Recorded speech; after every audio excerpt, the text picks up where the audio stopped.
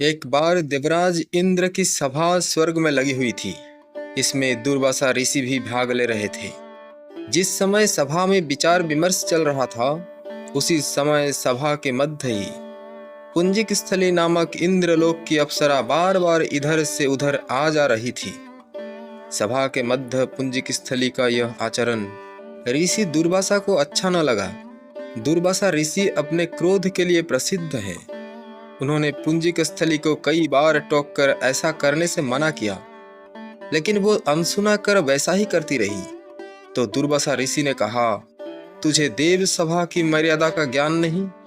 तू कैसी देव अप्सरा है जो बानरियों की तरह बार बार आ जाकर सभा में व्यवधान डाल रही है? जा, अपनी इस आदत के कारण तू बानरी हो जा। दुर्वासा ऋषि का शाप सुनकर पुंजिक स्थली सन्न रह गई। अपने आचरण का यह परिणाम वो सोच भी नहीं सकती थी, पर अब क्या हो सकता था? भूल हो चुकी थी। उसके कारण वो शापग्रस्त भी हो गई। उसने हाथ जोड़कर अनुनय विनय कर कहा, ऋषिवर, अपनी मूढ़ता के कारण यह भूल मैं अनजाने में करती रही और आपकी वर्जना पर भी ध्यान न दिया। सभा में व्यवधान डालने का मेरा कोई उद्देश्य न था। कृपया बताइए, आपके इस श्राप से मेरा उद्धार कैसे होगा?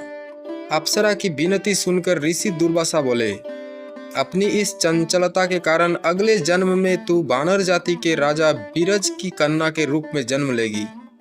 तू देव सभा की अप्सरा है, अतः तेरे गर्भ में एक महान बलशाली, यशस्वी तथा प्रभु भक्त बालक का जन्म होगा। पुंजिक अप्सरा को संतोष हुआ। पुनर्जन्म में वानर राज बीरज की कन्या के रूप में उसका जन्म हुआ। उसका नाम अंजना रखा गया। विवाह योग्य होने पर इसका विवाह वानर राज केसरी से हुआ। अंजना केसरी के साथ सुखपूर्वक प्रभास तीर्थ में रहने लगी। इस क्षेत्र में बहुत शांति थी तथा बहुत से ऋषि आश्रम बनाकर यज्ञादि करते रहते थे। एक बार ऐसा हुआ कि वन में विचरने वाला शंखबल नामक जंगली हाथी प्रमत्त हो उठा तथा वन में उत्पात मचाने लगा। उसने कई आश्रमों को रौंद डाला, यज्ञ वेदियां नष्ट कर दी। उसके भय से भागते हुए अनेक तपस्वी बालक आहत हो गए। कई आश्रम उजड़ गए। कई ऋषि भय के कारण आश्रम छोड़कर चले गए। केसरी को जब शंखबल नामक हाथी के इस उत्पात का पता लगा, तो वो आश्रम तथा आश्रम वासियों की रक्षा के लिए तत्काल वहां आए और शंखबल को बड़ी कुशलता से घेर कर उसके दोनों दांतों को पकड़कर उखाड़ दिया। पीड़ा से चिंघाड़ता हुआ वो हाथी वहीं धराशायी हो गया और मर गया। आश्रम की रक्षा के लिए उनके अचानक पहुंचने तथा हाथी को मारकर आश्रम वासियों को निर्भय कर देने वाले केसरी का ऐसा बल देखकर ऋषि मुनि बहुत प्रसन्न हुए और केसरी के पास आकर आशीर्वाद देते हुए कहा, वानरराज केसरी, जिस प्रकार तुमने आज हम सब की तथा आश्रम की रक्षा की, इसी प्रकार भविष्य में तुम्हारा होने वाला पुत्र पवन जैसे वेग वाला होगा तथा इंद्र जैसा महान बलशाली होगा। तुम्हारे बल तेज के साथ साथ उसमें पवन तथा रुद्र का तेज भी व्याप्त रहेगा।